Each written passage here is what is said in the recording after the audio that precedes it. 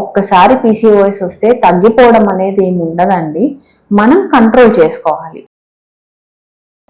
So PCOS ఇది మనం చాలా కామన్గా ఈ మధ్య చూస్తున్న సమస్య.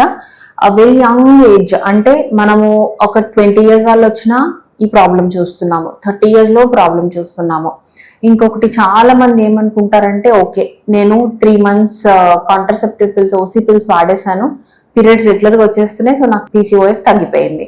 ఒక్కసారి పీసీఓఎస్ వస్తే తగ్గిపోవడం అనేది ఏమి ఉండదండి, మనం కంట్రోల్ చేసుకోవాలి. సో అది ఎలా కంట్రోల్ చేసుకోవాలి అంటే proper and healthy eating habits.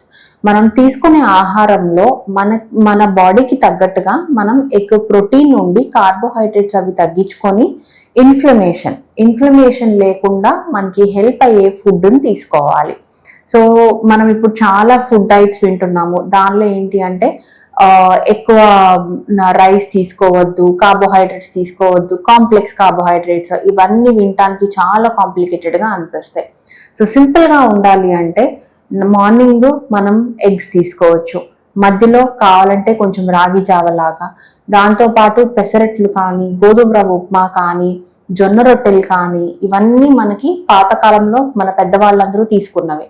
So ఇవన్నీ చాలా హెల్తీ ఫుడ్స్. ఇట్లాంటివి వాటితో పాటు కొంచెం డ్రై ఫ్రూట్స్ ఇవన్నీ తీసుకుని, వీటితో పాటు ఎక్సర్సైజ్ అంటే అట్లీస్ట్ ఎవ్రీడే 1 గంట సేపన్నా మనం ఎక్సర్సైజ్ చేసుకోగలిగేటట్టు చూసుకొని, దాంతో పాటు మనం ట్రీట్మెంట్ కూడా తీసుకోవాలి.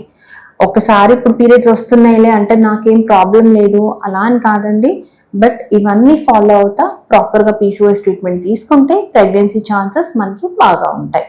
సో పీసీఓఎస్ ఉంది, సో నేను పీసీఓఎస్లో ఇంకేం చేయలేనా, ఎక్కువ ఉంది తక్కువ ఉంది. సో ఒకటి ఏంటంటేనండి లాప్రోస్కోపిక్ ఓవేరియన్ డ్రిల్లింగ్ అంటాము.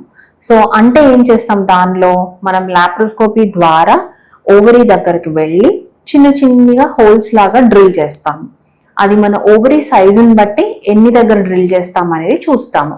సో డ్రిల్ చేసి అక్కడ బర్న్ లాగా కాల్చినట్టు చేస్తాం. కాల్చినప్పుడు మనకున్న ఎక్సెస్ గుడ్లు అనేవి కొంతవరకు తగ్గుతాయి. అయితే ఇది పర్మనెంట్ సొల్యూషన్ మాత్రం కాదు, ఇది ఓన్లీ టెంపరీ సొల్యూషన్. ఈ సొల్యూషన్ కూడా మనకి మినిమం ఆఫ్ 6 to 9 months వరకు పనిచేస్తుంది మాక్సిమం.